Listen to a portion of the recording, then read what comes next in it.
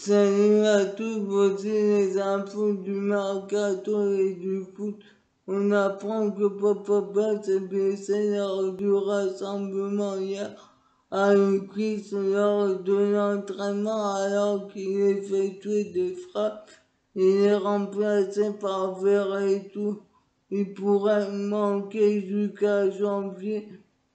Avec Manchester United, on apprend aussi que les coéquipiers d'Antoine Griezmann ont été invités par le club de hockey, le Eching FK, pour à la veille de leur match face au Grand-Duc, troisième du groupe B, tandis que pour les nommer au trophée UNFC du meilleur joueur d'octobre en Ligue 1, on retrouve le milieu de Lyon, Lucas Paqueta, l'attaquant de Nice, Andy Delors et l'attaquant de Montpellier, Gaëtan Laborde. Pour vous, qui sera trophée UNFC de ce mois, pour moi, ça sera, je le donnerai à Lucas Paqueta. Qu'en pensez-vous? Mettez des commentaires. Alors qu'on apprend que Gareth Southgate a donné, qui avait offert la première convocation au milieu d'Arsenal Émile Luis, très en vue depuis le début de saison, pour affronter Albanie et Samara. Marcus Rashford va rester à Manchester United pour poursuivre son processus de remise en forme. Lui qui est revenu récemment avec Manchester United alors que Jean Ward a déclaré forfait et Mason Mount, opéré des dents, voit son arrivée retardée avec la sélection anglaise.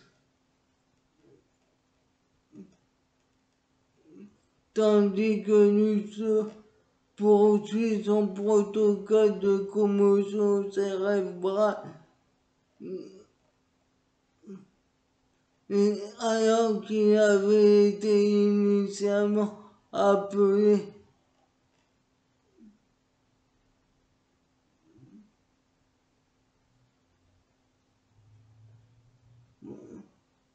On apprend aussi que Aaron Ramsdale et Bukayo Saka ont été appelés avec la sélection anglaise du côté de la sélection allemande qui s'apprête à affronter le Liechtenstein et l'Arménie les 11 et 14 novembre prochains.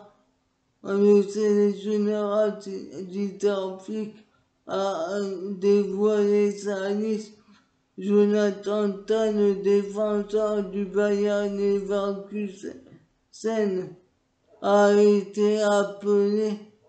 Il participera à l'entraînement dès aujourd'hui, alors qu'on apprend que cinq joueurs ont été placés à l'isolement, tandis que Nika Jules serait positif au Covid et que ses coéquipiers Didier Bakou, Maximilien Arnold, mais aussi Kevin Volland ont été rappelés pour compenser les futurs forfaits peut-être des joueurs qui a contaminé. Du côté de la toute sélection turque, Sergei Ünder, le milieu de l'OM, s'est blessé au dos et ne disputera pas les prochaines rencontres face à Gibraltar et au Monténégro, tandis que du côté du Portugal, Anthony Lopez a dû déclarer forfait.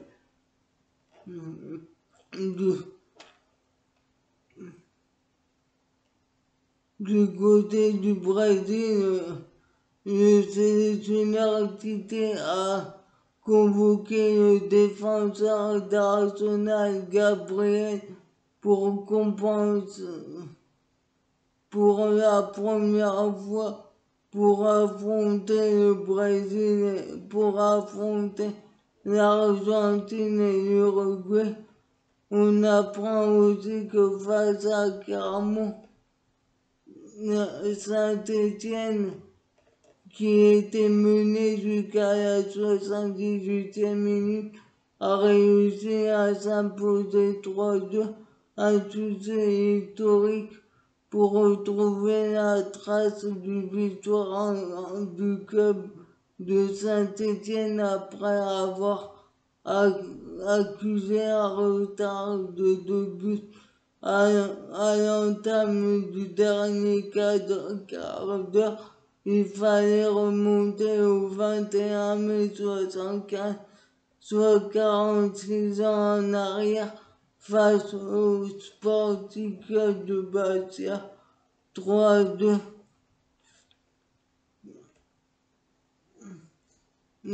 Monaco qui est en pleine panne d'inspiration, qui a été accroché par Rennes 0-0.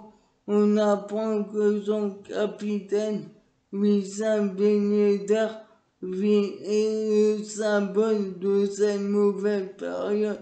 On apprend qu'il n'a tenté qu'une seule frappe, une première lors des 2 dernières titularisations, une première dans sa carrière.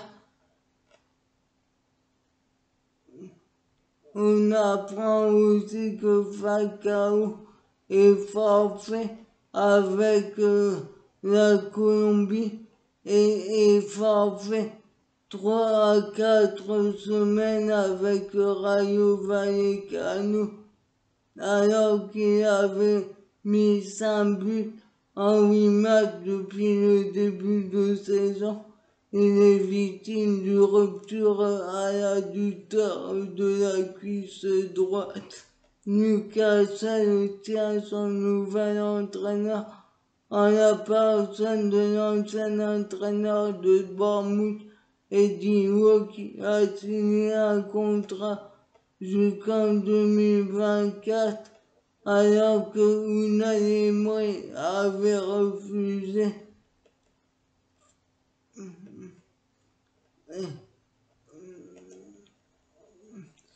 Mais doit aussi se trouver un nouveau directeur sportif. On apprend que Marc Overmars, actuel directeur du foot de l'Ajax, qui connaît bien l'Angleterre, pour y avoir évolué avec Arsenal de 97 à 2000, a décidé de rester aux Pays-Bas à l'Ajax. Du côté de Manchester United, Ole Gunnar Solskjaer n'est toujours pas menacé. Il est conforté et sera présent après la trêve internationale. Il devrait terminer la saison, sauf si le top 4 s'éloigne un peu trop. À noter que Manchester United trouverait plus facilement un nouveau coach l'été prochain. Il penserait apprennent un joueur de Leicester City sous contrat jusqu'en 2023. Eric Ten Hag de l'Ajax ou Pochettino sous contrat jusqu'en 2023 aussi du PSG. Alors que Ole Gunnar Solskjaer a accordé une semaine de repos à ses joueurs. Ces joueurs ont été surpris. On apprend aussi que Aston Villa qui a licencié son entraîneur Dean Smith alors qu'ils se sont inclinés ce week-end face à Southampton 1-0 pour la 5e fois cette saison. On apprend que les noms de Steve Gerrard, qui est l'actuel coach des Gag Rangers, et Rafa Newton, qui est coach de Southampton, figurent dans les petits papiers de Aston Villa pour devenir coach, de même que l'actuel sélectionneur du Danemark, Kasper Hjulmand, ou encore Roberto Martinez, l'actuel coach, l'actuel sélectionneur de la Belgique. Du côté de Norwich, qui a licencié son entraîneur allemand Daniel Fark ce week-end après la première victoire contre Brentford. Frank Lampard figure sur la shortlist pour le succéder, de même que Dean Smith, qui vient d'être viré à Aston Villa, et au même titre que le manager de Southampton, Rafa Newton, également ciblé par Aston Villa. On apprend aussi que Rafael Guerreiro est de retour après un mois d'absence avec Dortmund.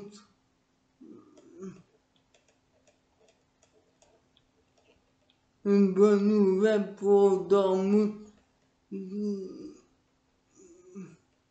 Et on apprend aussi que le milieu turc Hakan Çalhanoğlu, qui avait quitté le Milan AC, a été victime d'un chute en obtenant le penalty pour l'Inter avant de le transformer.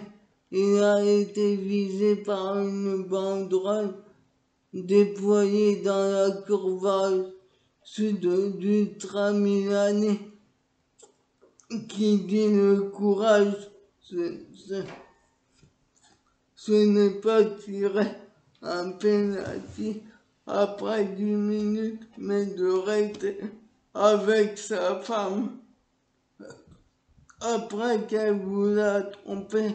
Homme de merde, on apprend que la Genoa, qui a nommé André Shevchenko comme coach, souhaiterait voir plus grand. Luis Campos pourrait devenir directeur sportif. Il avait été directeur sportif du côté de Monaco et du LOSC. Il avait été pressenti du côté de Newcastle. Et on apprend aussi que du côté de l'AS Rome, Mourinho veut faire venir un attaquant norvégien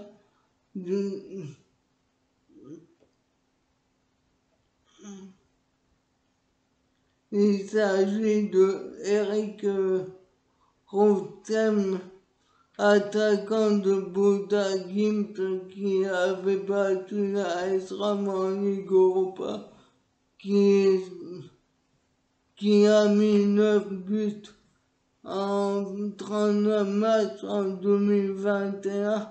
Il est sous contrat avec Bodanguim en 2022. Mourinho voudrait faire une Sergueï Semak qui avait rejoint le PSG en provenance du CSKA Moscou en 2004 après son triplé.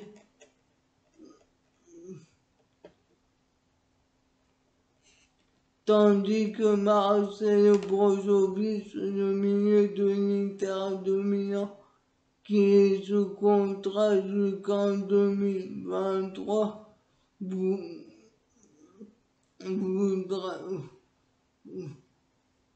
voudra un salaire de 7 millions net annuels alors qu'il en perçoit 5 millions et demi.